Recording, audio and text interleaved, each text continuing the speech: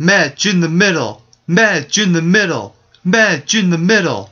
Match in the middle.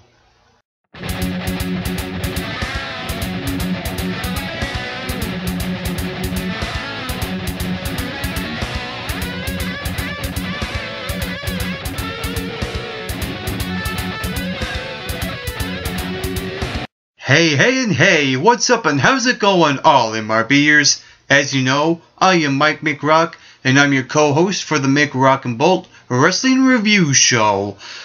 The Elimination Chamber pay-per-view just wrapped up, and overall, this was a hit-and-miss kind of pay-per-view event. It was a decent show. There were a couple of good moments. There was one big match in particular I really enjoyed, and everything else just failed into comparison, and I'll get to that later on in this review. But first things first, the kickoff match. It was Cody Rhodes and Goldust taking on Ryback and Curtis Axel. And going into this match, this match to me is a well-placed in the kickoff because it's that match that has no build-up. It's just two teams randomly thrown into a match. And to me, that makes a good kickoff match. It's the match that gives you excitement for the pay-per-view event itself. And to me, this match delivered on that promise. I was expecting Cody Rhodes and Goldust to have some sort of split between the two of them or something to plant that seed, but we didn't get that.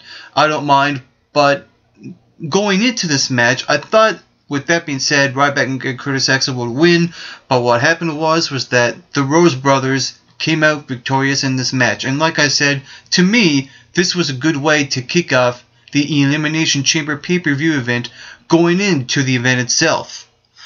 The first match on the card was the Intercontinental Championship, and going into this match, to me, this match, I really didn't care about, the way the WWE has been treating the Intercontinental Championship. Big E, even Jack Swagger, to me, going into it lacked interest. But after the match ended, the total opposite happened. I don't know how it did, but to me, it did. To me, it was a good, solid way to kick off the Elimination Chamber pay-per-view event. Big E Langston defeated Jack Swagger, and of course, the audience is going to have their little fun, the We Want Ziggler chants, and stuff like that, so the fans are, only getting started to building up the excitement of what they're going to chant and stuff like that. Are they going to chant CM Punk, for that matter? And to me, like I said, this match, going into it, I wasn't feeling it, but after it, I did. So with that being said, I did not expect that match to be as good as it was, and it was. It was a good way to kick off the Chamber pay-per-view event. And to me, after that match, you want to, kick it off again. One championship match after another. The tag team titles, the New Age Outlaws defending against the Usos. And of course, they start the CM Punk chants. And to me, going into this match, I expected the New Age Outlaws to win. What happened? They did.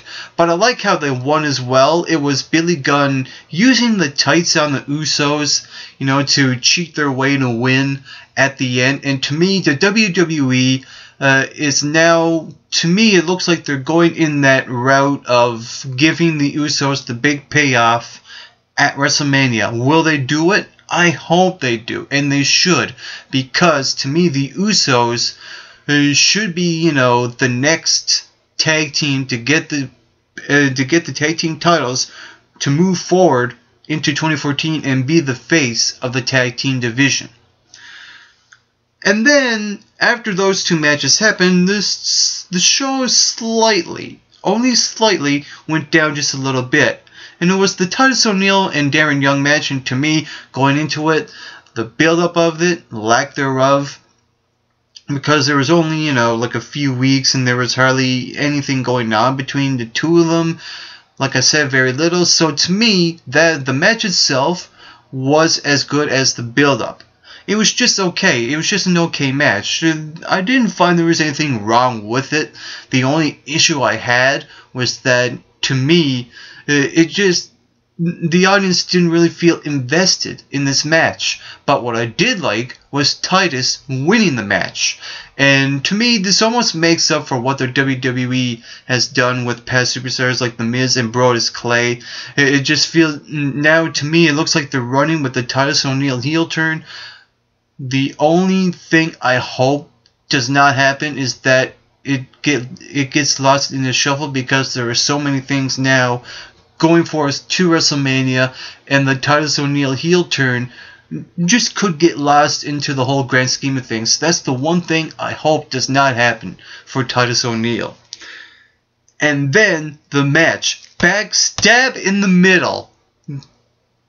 I cannot sugarcoat this. I cannot. I'm at a loss for words. To me, I'm at a loss for words, because not only is this match of the night, to me, this is, you can put this at a candidate for match of the year because of the way they've been building this match up. The Wyatts versus the Shield. You had this for months being talked about, a few weeks to build up the stare downs, the Outlaw Brawl that ended Monday Night Raw last Monday, and then the two teams just all went out. The one thing I enjoyed the most out of this match was the fans chanting, "This is awesome," and not a punch has been thrown. Holy mother of God. That's the one thing I enjoyed. And the match itself, the fans were totally invested. They were split. Let's go Wyatts. Let's go Shield. The fans just couldn't make up their mind to, who to go for. One moment they were chanting for the Shield. They were chanting for the Wyatts. It was back and forth, back and forth. And so was the wrestling. And Luke Harper, to me, really stood out because he was actually showing a bit of athleticism. He nailed a dropkick on Dean Ambrose, and he also dove out of the ring. A big 300-pounder, doing stuff like that. And someone who's known for his rugged beatdown style, to me that's very impressive. And I thought Luke Harper was the highlight of that match. And so was Roman Reigns when they had the 3-on-1 beatdown with Roman Reigns. They were ganging up on him, the Wyatt family were, and then Roman Reigns came back from it, and then he just bet up all three members of the Shield until he met Sister Abigail, and Bray Wyatt pinned him 1, 2, 3. I expected going in that the Wyatts were going to win. I could not see them lose at all, even though I felt like, there was a moment where the Shield could actually win, and I was really invested, and the fans were as well. To me, easily match of the night, and this match made every match before it and after it just looked horrible. That's how awesome that match was.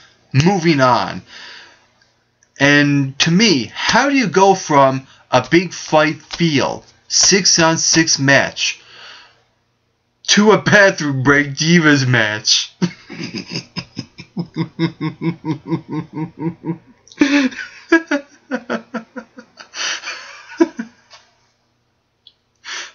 How does the WWE do that?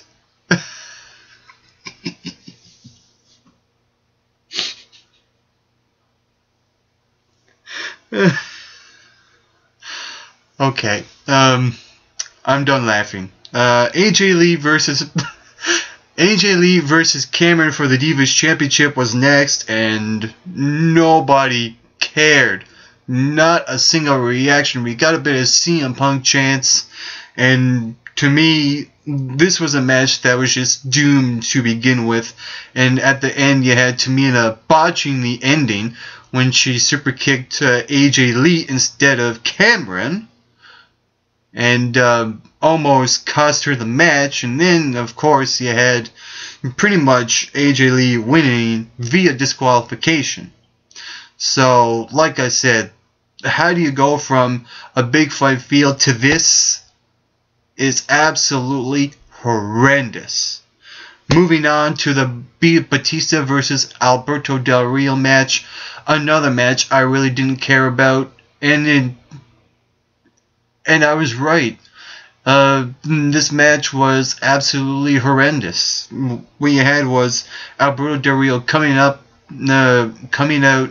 with his looked like his outer ring work gear, and he had his trunks underneath, and he had the neck brace on, and he came out with the crutch and said he wasn't able to compete, but he cheap shotted Batista with the crutch, and pretty much faked him out and faked out the audience. And then you had the match, and to me, they could have shown Batista more delivering punishment to see if I could judge if he's rusty or not. To me, he looked okay, but not overly great.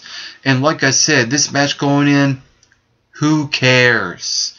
And and what happened was Batista won the match, and I'm just going to move on from there because I just can't stand talking about a match that I really don't care about.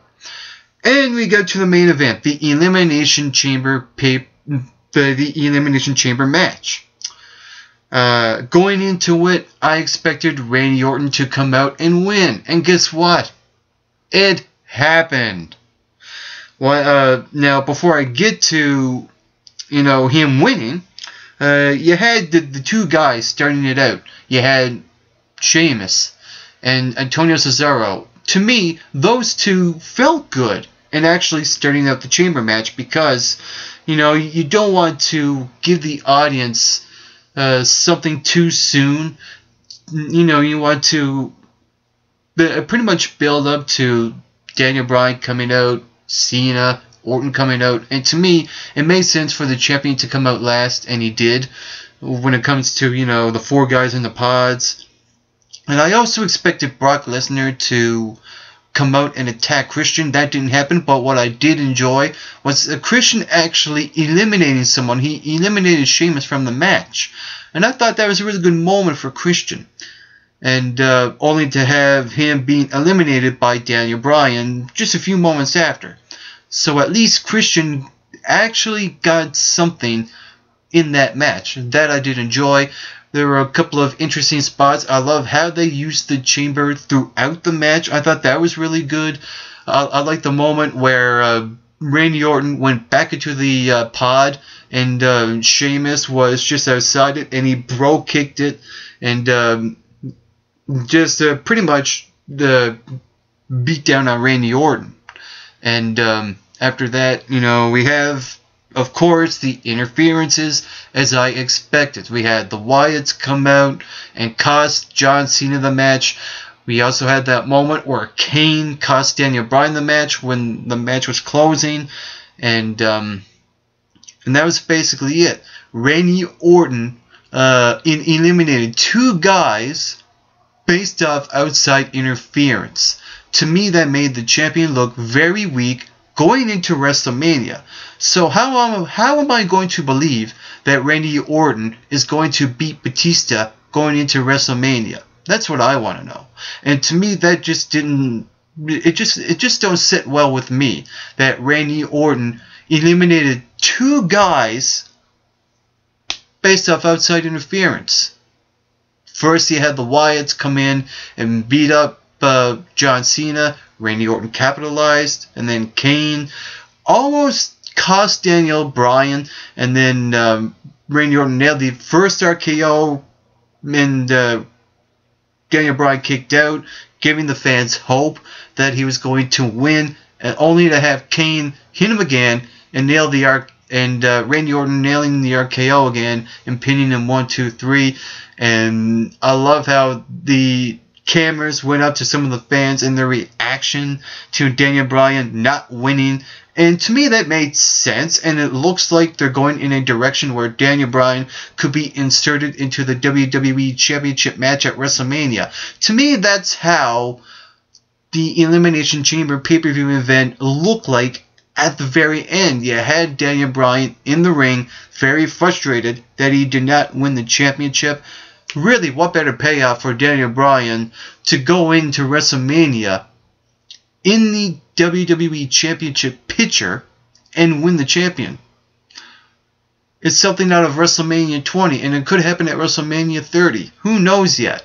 So to me, overall, the Elimination Chamber pay-per-view event was an okay show, and like I said, the 6-on-6 match was the match on the card, and everything before it and after it sucked. And that's all I have to say. And if you saw the show, what did you think about it? Comment below and let me know. And while you're at it, you can hit that very subscribe button down below this video. You can also follow MRB Wrestling on Twitter and like Make Rock and Bolt Wrestling Reviews on Facebook. And on the final note to all you viewers watching, get plenty of rest and always do your best.